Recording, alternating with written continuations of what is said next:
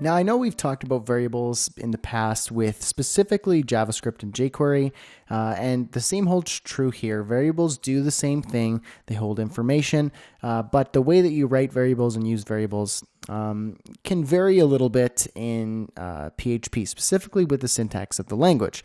And if you're still unsure what a variable is, think of a variable as a bucket that holds information. Now, the basic syntax of a variable in PHP is a $sign followed by a variable name using text with no spaces, like so, your variable, followed by an equal sign, and then the contents of the variable ending with a semicolon. So if I were to add a string, hello world, there we go, and then the semicolon. That is a PHP variable.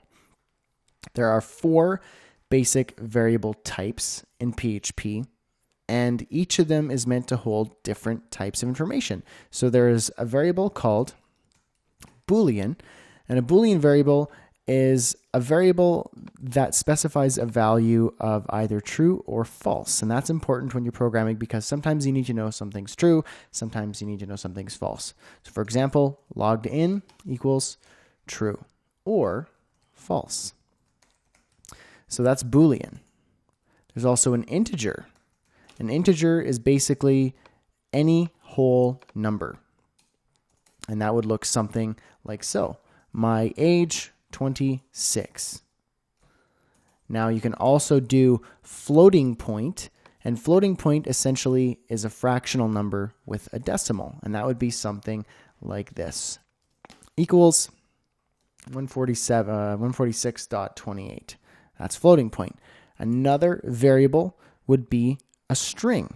And we've already talked about strings. Strings basically are simple text that must be enclosed within double quotations or single quotations. And a string, an example would be this. Full name equals Brad Hussey. Now you can display these variables on the screen because currently if I were to view this in my page here, it's not going to work. Now, if you don't have this page set up, go ahead and create variables.php, add your basic HTML structure, and then get up and running, add your PHP script, and then just follow along. Obviously, this is in the course files folder too. If you just want to download and follow along, that's good to go. Good by me. Now, if you want to display these variables on the screen, you could do something like this. So display, you could play around and do something simple like adding the echo, and then in your strings, you could say, hello, my name is, and then you could just put your variable directly in these double quotes here, full name, and I am my age, years old.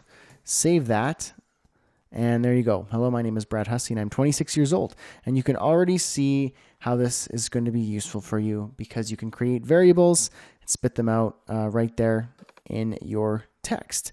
Now, another thing you might want to know are constants. So instead of just variables, this is variables and constants. There we go. And now let's talk about constants. Constants, or a constant, is similar to a variable in the sense that you can store information in a keyword that can be used throughout your web page. However, the value of a constant can't be changed, whereas a variable, you can change that variable throughout your script. So if I wanted to change my name here, I could just reestablish the full name variable right here and just say brad. And there we go. I just changed the variable. So now if I were to check this out, hello, my name is brad. So there we go. I just changed the value of that variable. Now, technically you could do that with constants as well, but the idea is that you don't. The idea is that it stays the same. It's not meant to be kind of swapped around and used in your program. It's meant to be something constant. Now, it's also worth noting that constants are case sensitive, and they're written in all caps by convention. And here's how you define a constant in PHP.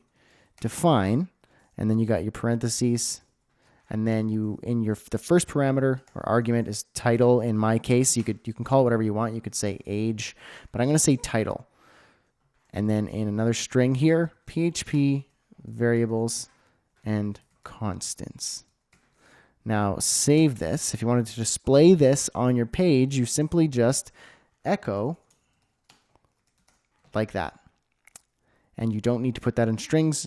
That's how you echo a constant. So if I were to go down here, PHP variables and constants. Now, a better use of constants would be, this is how I like using it.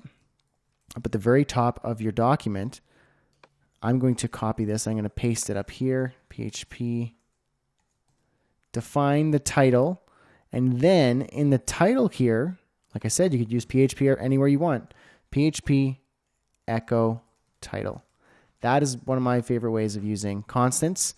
And now you just need to change it here in order for it to show up in the title. And you'll see here it works.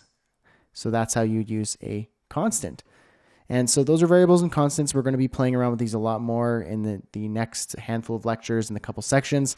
So don't worry if you're afraid that this isn't enough to move forward with the professional knowledge of variables and constants. Hang tight.